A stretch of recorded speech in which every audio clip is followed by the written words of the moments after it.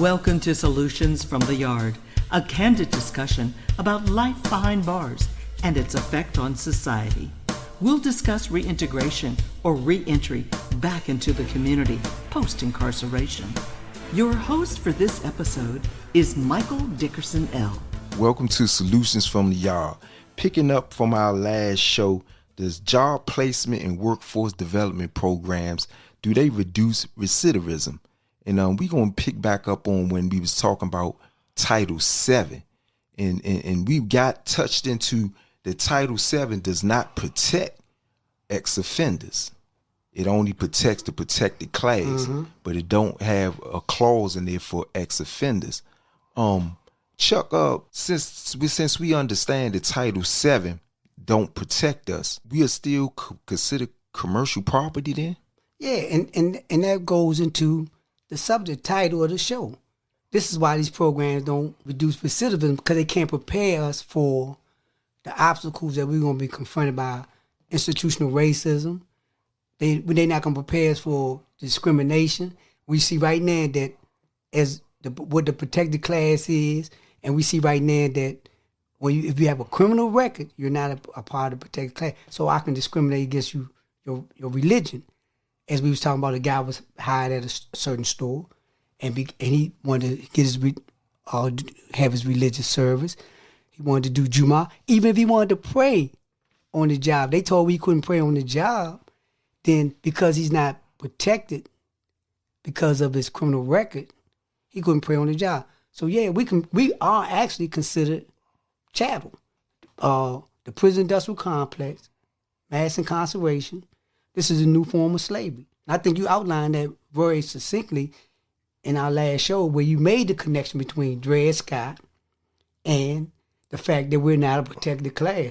You saying we're not a protective class, automatically it gives the employee, no matter what we offer, it gives the employee say, well, I don't have to treat you fair. I don't.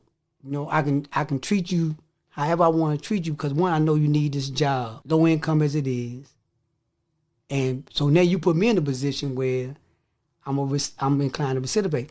The program I went through that taught me job readiness, the program I went through that taught me interview skills, the program I went through that taught me how to dress, the program I went through, all these programs, they meant well, but when it came to going on the job and being confronted with this discrimination and this bias and this racism, no. That's a good point. What you think, did you? I think we're going to always be commercial property when there's really no financial independency plan for a returned citizen. Meaning, if I give you a true blueprint of financial independency, I lose my income.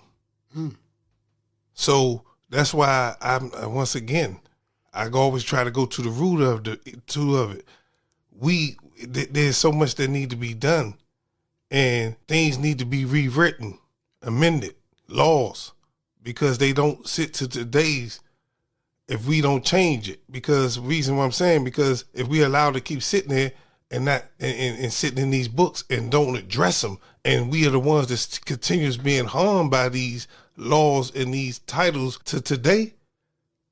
You know what I'm saying? Because there's really no true blueprint for us that we can work at all these jobs. And in jobs, like you said, we're going to be faced with racism, bias, gender discrimination, all types of things, sexual, everything. But if there's really not no real financial independency plan for returning citizens for a career path so they can have a real livable wages, there's really, we're going to always be, like you said, we're going to always be commercial property. And this is a big issue that's not being addressed, because there's a lot of money in it in both ways. Yeah, that right there really, you both of you brothers touched on some things that really kind of like opened my eyes up just from hearing that, because Dietrich mentioned something about money. Yeah. And then you was mentioning like far as commercial property, the laws. Now we know Title VII is a part of the Civil Rights Act of 1964. That's right. And this is a law. And see, like Deidre was saying, man, what's really affecting us is that, you know, the government is throwing out a lot of money, but they not making no laws. See, and that's the thing. See, they think that, you know, just because we throw out a lot of grant money for return to citizens, you know, for these programs and stuff like that, it's automatically assumed to the naked eye of the public like they really doing something. But if you haven't changed the laws, There you go.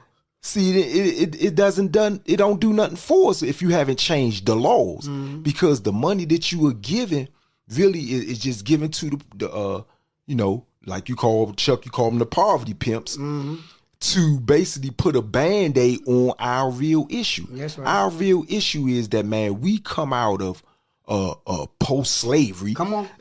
We come out of post-slavery and then turn around, you know, you haven't changed no laws that really say, hey, you no longer a slave. That's right. You no longer commercial property. And see, once they do that, now you still are subject to all the mistreatment and abuses that, you know, that the citizens care to bestow upon you, because now you don't have no protection.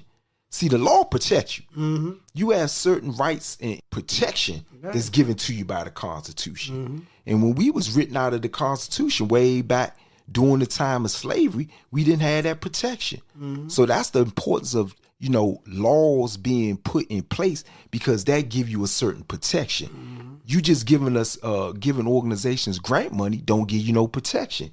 It's just, you know, like you say, people get the stipend chasing, you know, and stuff like that, but it don't really put no real protection on you. And that's something that really need to be looked at. Yeah. You know, the changing the laws really need to be looked at. And you know, I went to the another research finding on the U.S. Department of Justice, and this research and finding right here, you know, really, you know, kind of like open up my eyes too. And it's based on race and the geographic of opportunity in the post-prison labor market. And one of the findings says that we find that post-prison employment is associated more with proximity to workers in felon-friendly industries than with proximity to employers, because formerly incarcerated whites are more likely to live near current workers in felon-friendly industries. The geography of opportunity in the post-prison labor market contributes to the racial disparity in post-prison employment. So it's basically saying, like, far as when it comes to ex-offenders, you know, whites are gonna get more jobs than blacks. What you say about that, Chuck? And I listened to what you were saying, right? And first of all, we know that we're dealing with a Justice Department study, so we know it's gonna have a slant, because they get their grant money to continue to do what they do. But in regards to why whites will get more jobs, they got more opportunity. They get, even when we in prison, right? When you're in prison, you see that they get the clerk jobs. When you're in prison, when you go in the industry, Unicorn, they got the more skilled jobs in that environment. So what we on, I'm giving you an example. I'm in one industry. We actually making tags, and the white guy that's running the industry is a prisoner, and he good friend of ours. So he got all the people that was in Supermax, and you know, he knew all of us, so he got all of us in the industry. But when you went to the office, it was him and two other white dudes, right? And we pressing tags. So when you came to where we was at, the foreman was you. And so when you say, look, everybody got you, Deidre, you got to press out 2,200 tags. 2,200 tags. That's your within an hour. That's your workload. Cause we gotta put out something like 25,000 tags that day, right? So you around when you like everybody like, oh, come on, man, you messing up. Come on, get the stepping, tote that bar, zip that bell, right? Okay, but when the same white guy is out right now, I just seen him on his Facebook. He just did an interview with somebody. He got a book he wrote, right? He getting all the acting. He ain't not a bad dude, but he white. And the bias that exists allows them to do that. Now, the same people that was around them in the system, right? We grant chasing. You know what I'm saying? So we writing them grants and we getting a stipend. Oh, I'm gonna give you $75,000. I'm gonna give you $1.5 million. That ain't no goddamn money. But guess what it's for? It's to do the training. I'm gonna train you how to go talk to somebody. I'm gonna train you how to write a resume. I'm gonna train you how to jump through the hoop. But when you go to the job, I'm not gonna be able to prepare you how to deal with this racism and this discrimination, because automatically the bias gonna create a situation where I'm not gonna get it. Because Title VII say I'm not a protected class. So basically, from what I gather from what you said, they get the jobs that are more career orientated, long lasting jobs. We get the little part time, or the jobs that have a certain time limit. That's right. Or the hard labor jobs. The hard labor jobs. Exactly. We competing with other people of color that's been disadvantaged. They come from another country. And I don't hate on them. They work hard. But they put us in a competition. I'm competing with you to lift these bricks all the way up on the 12th floor. You want to take all the bricks up on the 12th floor and the 15th floor because you want the job. I'm saying, like, man, I'm a returning citizen. So I'm going to go back to what I'm comfortable with. Right. And I might try to, tweak it. I just take the package and set it on the corner. I don't mess with it. I just make sure nobody else mess with it. And I'm getting $2,500 for that. Yeah, you just came up with a solution of trying to do the wrong thing right. Yeah, the wrong thing right. Exactly. And we got plenty of examples of it in every federal prison throughout the United States and the world where it don't work. Did what you think about that? I think a lot. I think a lot about everything, and the thing about it is that I want to piggyback off what Charles said. And I was sitting here thinking when he was speaking about the jobs that was available in prison. And when I never really paid attention to it, but I seen it, but then I brushed it off because it didn't affect me. That's right. Come on. That. Come on. It ain't affect me like that. I don't care if Johnny in there. I don't care. It don't affect me. Yeah. But because at the end of the day, I'm all right.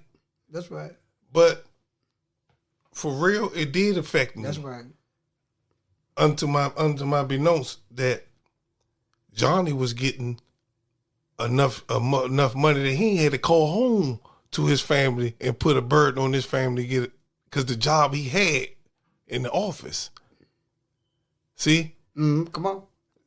See, I'm gonna give you these jobs because you're this certain class of people, and you're making some sense off $1 that I know you got to call home for $1 and put a strain on your family, and I know you don't come from nothing anyway, because I read your PSI report. That's right. That's right. So this is the thing, and I'm just saying, I'm correlating now. Take that same correlation to the streets. Come on. To society. Come on. Because that was a society, and they're operating under the same thing. Society. It's just that we're in a bigger one. That's right. We're in a bigger society now, and the same thing happens.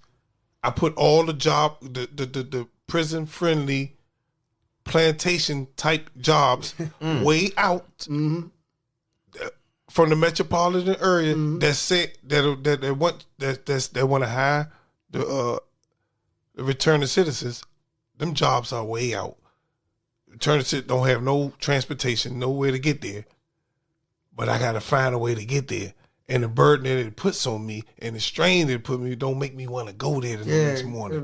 Right? Because it's so much to get there. And then when I get there, I got to deal with all this stuff. So come on, this is a real issue. That's right. And these are brothers and sisters that's probably right now on a train somewhere, probably going out nowhere Virginia or too far Maryland. Yeah, come on. You know, I'm speaking of this right now. That's going through this right now. To a job that's not paying him a real living wage, and it's not going to put him on the path to financial freedom.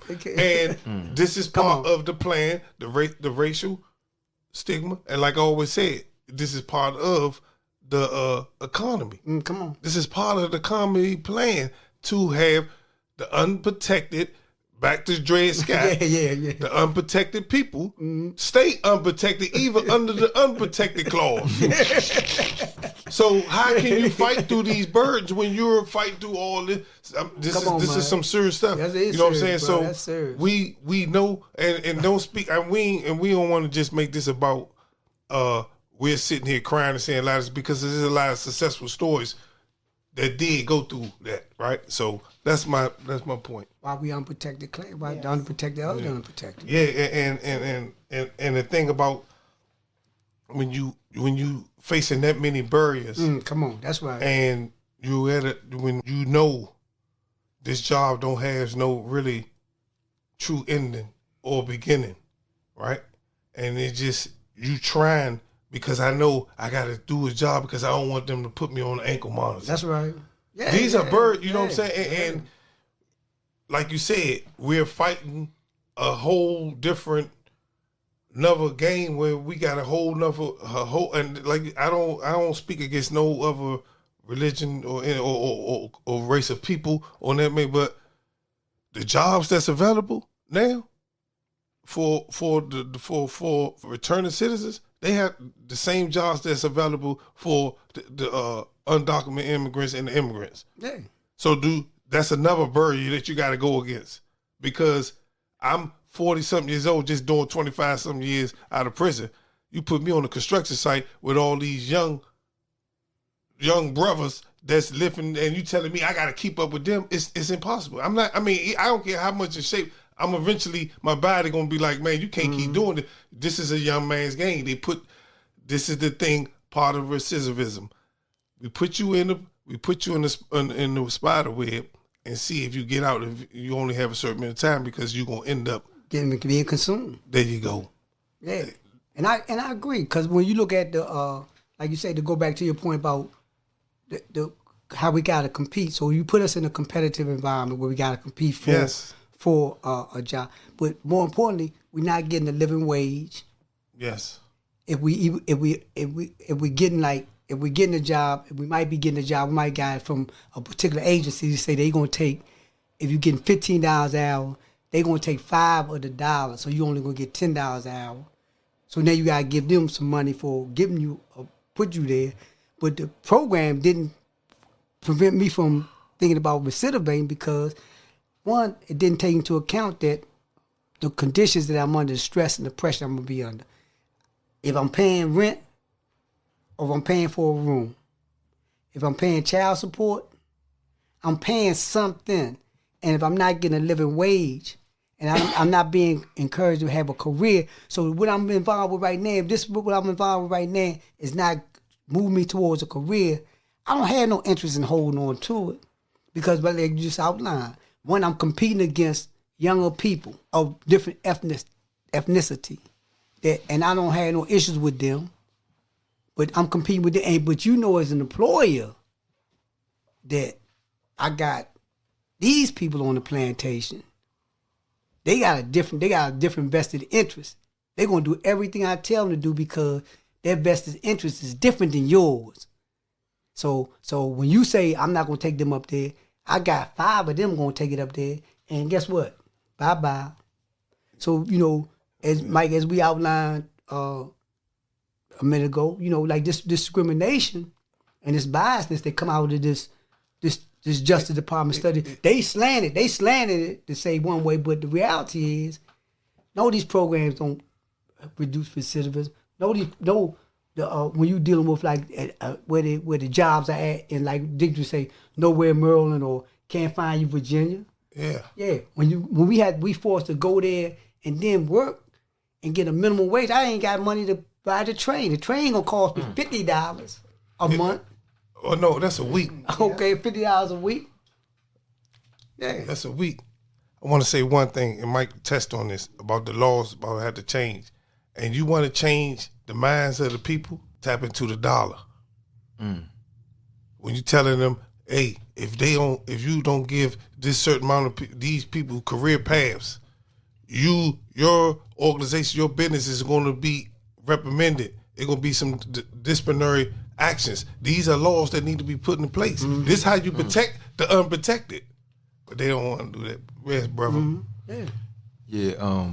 That's what y'all was saying is very important, because when you really kind of like, let's go all the way back to, when we first initially started in training our voices. We went all the way back to slavery, then post-slavery, the civil rights movements. And, it was always about how we had to advocate all the way from, from slavery to post-slavery until now. Came on these shows. And, it's just sad to see how they are still training us to be slaves. And when you really look at it, like, they're preparing you to be in these type employment places that we still doing slave labor. They preparing you for that. And not it's no smite on some of these workforce developments. They just getting money to help you do a resume. When you do an interview with an employer, that's the only thing they doing. But they are not funding these places to adapt you with a career. That's right. See, and that's what we really need. We need longevity.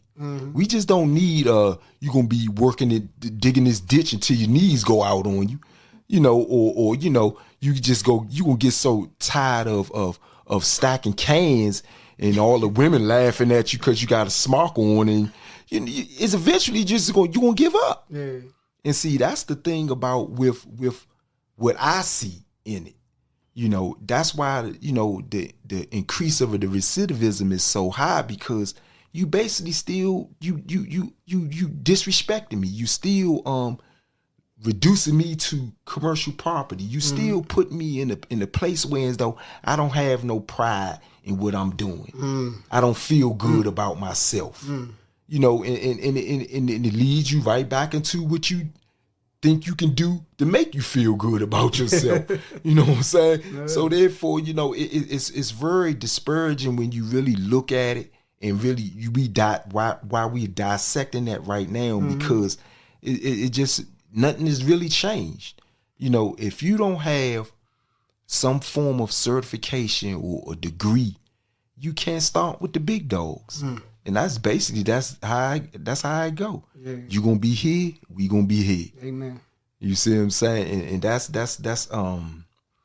it's just something that really we have to have a voice. And that's why I'm so glad, man, we had this voice that we can put some of these things out and have people open their eyes to what really going on. And I let you know, this called Solutions from the Yard. Yeah. So let's, we ain't gonna keep just beating a dead horse. Let's get into some of these solutions that that we feel as though that should be implemented when it comes to this. And the Department of Justice, they also have some strategies for employers to look at in far as like assisting us. And it also gives us some some things that we should do, because like you was discussing earlier, Chuck, about as far as how we should go about getting a job to prepare ourselves, even though we are in this workforce that's very biased. Still is something that we must do. And one of the strategies, it says 1, identify the industries in your region that are expected to grow. 2, learn about career paths in these fields. Then 3, identify the legal and regulatory sanctions that can impact people with criminal records. So that's another thing that, like, when we do go out and try to find a job, these are some of the things that we got to do. See, what these companies that are prison friendly, ex-con friendly, and then see what they, research them, like, how long they keep their employees, do little certain like stuff like that before you even delve in what they gonna be paying. Do you think that you can even use this pay? See, these some of the things that we have to research before we even just jump into a job, just saying, man, I'm gonna take this and not knowing what's going to be the outcome. And Chuck, give me some solutions. What you think? And you know what? I'm gonna go into something that's taking place right now in Justice Lab. It's an organization they're advocating expungement. And when we looked at Title VII, because we're not a protected class, because we got a criminal record, then expungement would be a good solution to get our criminal records expunged. That would open the door for them not to be able to revisit that, and we would become a protected class in regard to the workforce. So we'd be able to utilize the EEOC if we have a complaint. So I'm encouraging that you get your record expunged for the reason of not only that, but they get to have a clean record.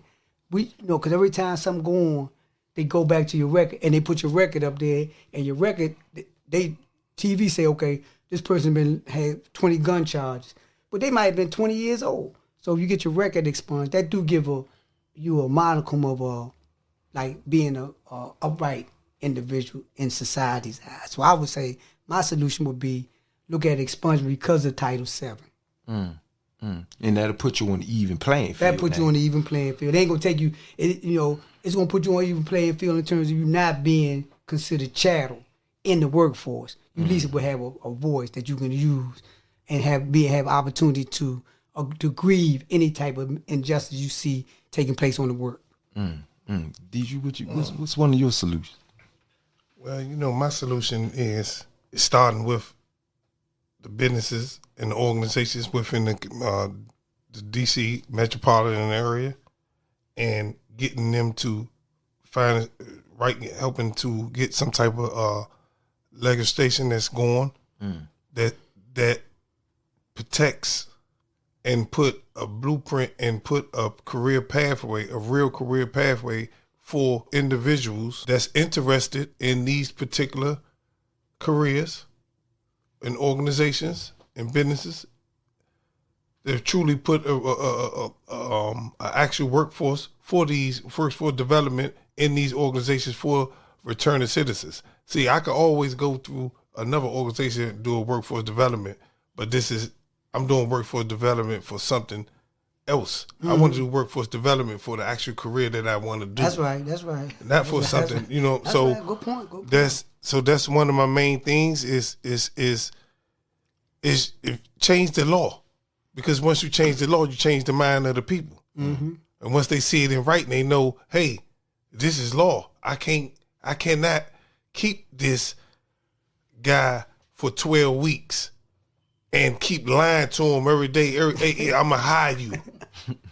And don't give him a real chance at my business of being successful. There should be some type of a punishment, a penalty to these, because you're giving people false hope. And when you put false hope back into these miserable, toxic situations, you asking for a cave bomb. So why would you do that? Would you put a lot of these people? So the bill, I think there's something needs to be in writing. My solution is, hey, the mayor, I think we need to revisit a lot of the stuff when it comes to the hiring policies of returning citizens. I think we need to revisit these bonds that's being issued to these organizations for hiring certain individuals. That's probably getting these bonds, and now they're a person on their staff a returning citizen. I think that's my solution. We need to tackle it, get the community to buy into, hey, if you want the community, you want everybody in the community to be